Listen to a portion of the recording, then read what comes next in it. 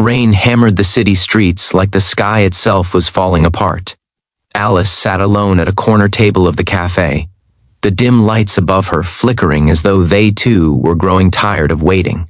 In front of her sat a lukewarm cup of coffee and a tiny blue envelope she had written his name on more than a year ago. The man she had spent countless nights thinking about. The man who had once promised her a future, then vanished without warning. Tonight, she had finally asked him to meet. Tonight, she would demand answers. Or maybe, just closure. If you believe in kindness, forgiveness, and second chances, please like, comment, share, and subscribe to our channel. Your support helps us bring more heartfelt stories like this to life. Alice's fingers trembled as she tapped her phone screen again. Delivered, it still said. No reply. Not one. She checked the time, 8:57 p.m. He was never coming. She should have expected this. She should have learned by now not to hope for miracles. Life had already shown her enough disappointment to last a lifetime. Her little boy Nathan sat beside her, swinging his legs under the chair, glancing between the door and his mother with innocent curiosity in his bright eyes. He didn't understand why she was anxious. He just knew she had said they were going to meet someone important. Alice had spent the past 5 years raising him alone. His father exited their lives the moment he heard Alice was pregnant. Since then, she had known nothing but struggle. Late rent notices, sleepless nights, and sacrifices her son would never see or fully appreciate. She worked long hours as a receptionist at a clinic, rushing back home each evening to pick Nathan up from daycare before it closed. She taught him how to fold his small clothes, how to brush his teeth, how to keep his promises. She always believed she could teach him everything. Everything except how to stop wishing for a father. And that was why she was here. Because of a mistake she had made on a lonely night, messaging a ghost from her past who didn't deserve it. She had written to Michael, the man she once thought was the one, the man who vanished right when she needed him most. But after days of hesitation, he finally responded. He agreed to meet. 8 o'clock, cafe near 3rd Street, 1 hour. Those were his exact words. Cold, no apology, no emotion. But she clung to the possibility of closure like it was her last breath. But an hour had passed now, and still, no sign of him. Nathan tugged at her sleeve, his voice soft but hopeful, asking if they could stay a little longer. He barely knew who they were waiting for. Alice forced a smile, tracing a hand through his fine hair, and said just a few more minutes, even though her heart felt like it was collapsing under the weight of foolish hope. The cafe gradually emptied until only one worker remained. He stood behind the counter, Daniel, the waiter with the tired smile who served them earlier. He'd been watching from afar as the minutes dragged on.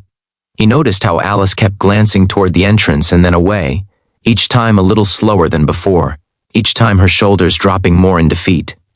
He wiped his hands on a towel, nervous for reasons he didn't fully understand, then approached their table carefully. He said gently that they were closing soon. Alice blinked, forcing a polite nod. She gathered Nathan's small backpack, slipping the envelope into her coat pocket like a reminder of her own shame. The tears she had held back all evening burned behind her eyes, threatening to spill. They stood to leave just as the storm outside intensified. Lightning cracked open the sky, casting a sharp glow on her distressed face. Thunder followed like a cruel laugh. Daniel hesitated. Something inside him twisted, some instinct telling him he couldn't let them walk out like this. He knew heartbreak when he saw it. He knew abandonment better than anyone. He had been raised by a single mother who struggled through empty promises and shattered expectations. He understood exactly what it looked like when someone's last bit of hope flickered out. Alice thanked him and turned toward the exit, holding Nathan's hand tight. Right as she reached the door, her phone buzzed. Breath catching in her throat, she snatched it up, only to see a single message from Michael. "I can't make it. Something came up. Sorry." Just 12 words, and her world fell apart. She stared at the screen until everything blurred, until letters dissolved into nothing. Nathan leaned closer, sensing something was wrong. Alice locked the phone with one unsteady thumb and forced a broken laugh, saying it was time to go home. But her voice quivered, and she couldn't hide the tear that escaped no matter how quickly she swiped it away. Daniel saw everything, and in that moment, his heart made a decision before his brain could argue. He walked up behind them and said they shouldn't go out in the storm, not like this. He invited them to sit just a bit longer. He could make them hot cocoa while they waited for the rain to calm down. Alice tried to decline. She didn't want pity, but Nathan looked up at her with pleading eyes and she couldn't say no to that face. Not tonight. So they returned to their table, and Daniel brought 2 steaming cups of cocoa, along with a plate of warm cookies he said were on the house. Nathan's eyes lit up like it was Christmas morning. Alice murmured a thank you, her voice barely audible. Daniel pretended to clean up around the cafe, but he was really watching them, watching her. There was a strength in her that shook him. She had endured so much, yet she was still standing, still trying, still smiling for her son. It was the same kind of strength he always admired in his mother, the kind that didn't come without scars. Minutes turned into an hour, and the storm finally began to calm. The cafe now felt less like a business and more like a quiet sanctuary for 2 tired souls. Daniel could tell she was preparing to leave again, so he approached one more time. He didn't know what to say. He just knew she needed someone to say something. Alice apologized for keeping him. She explained with a shaky voice that they were waiting for someone who wasn't worth waiting for. She didn't know why she did this to herself, why she kept believing in people who disappeared. Daniel listened, really listened. Then, without thinking too deeply, he said that sometimes the wrong people leave so that the right people can come in. He said she deserved someone who wouldn't run, someone who wouldn't make her doubt herself, someone who would love that little boy as if he were their own.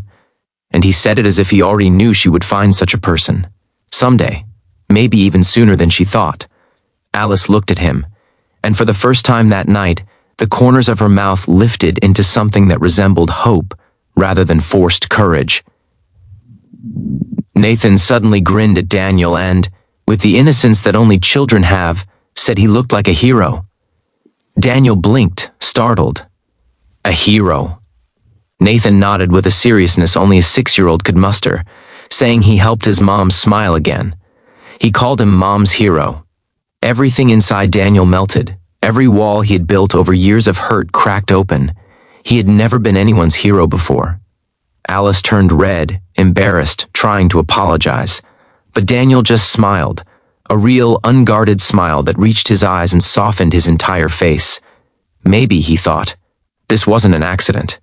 Maybe he was supposed to be here tonight. Maybe she was, too.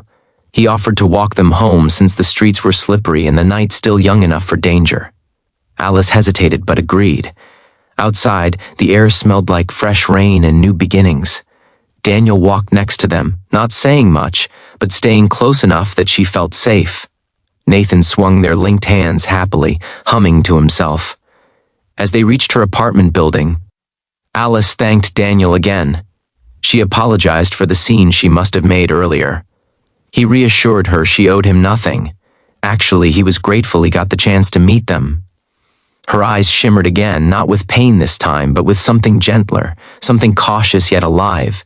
Days passed, then weeks, and somehow, Daniel began stopping by the clinic where Alice worked, bringing her coffee during his break.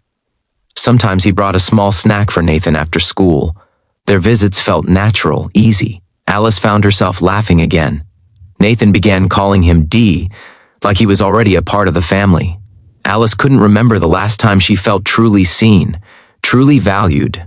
But she was afraid. Afraid this was too good. Afraid history would repeat itself. Afraid she would lose everything again. And Daniel sensed this, so he took things slowly.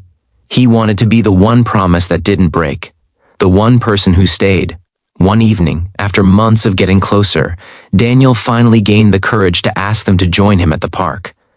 Nathan chased birds and giggled uncontrollably while the grown-ups watched from a bench. Daniel confessed that he had been terrified when he first saw her crying in the cafe. He didn't want to get involved. He was too familiar with heartbreak and didn't think he had anything to offer. He was even planning to cancel his shift that night, but something made him stay. And then Nathan called him Mom's hero. Alice's throat tightened. She realized that what terrified her wasn't falling for Daniel. It was the possibility that he might genuinely care, that he might be the person she had prayed for without believing prayers mattered. Daniel asked if he could take them out to dinner that week. Alice exhaled shakily, her heart pounding but ready to trust again. She nodded, and when Daniel leaned in slightly, just enough to show his intention but not enough to pressure her, she learned something life-changing. Sometimes love doesn't arrive with fireworks or grand gestures. It shows up with warm cocoa, quiet patience, and steady footsteps beside you on a rainy night. Months turned into a year. Daniel moved into a better apartment closer to them. Eventually, Nathan began asking if Daniel could be his dad. Alice had tears in her eyes every time, because deep down she wanted the same thing. One day, Daniel knelt in front of Nathan first, asking if he could earn the title dad. Nathan didn't hesitate. He threw his arms around Daniel's neck and said he already had. Alice watched, overwhelmed. Her heart finally allowed itself to believe that life could give second chances, not just broken ones. Daniel stood and faced her with trembling hands. He said she changed his world the night she sat crying in his café. He took off his apron then, and he was taking it off forever now, because he didn't want to just serve her coffee. He wanted to serve her heart every day, with loyalty, honesty, and love. He asked her if she would take a chance on him, on them, on a future where none of them had to wait alone again. Alice cried, the happiest tears of her life. And she said yes. If this story touched your heart, please don't forget to like, comment, share, and subscribe to support more inspiring stories like this one. Before we end, I have a special request. Comment below. Do you believe the right people come into our lives at the perfect time? Thank you for watching and being part of this emotional journey. Stay kind, stay hopeful, and remember, sometimes all it takes is one moment of courage to change everything.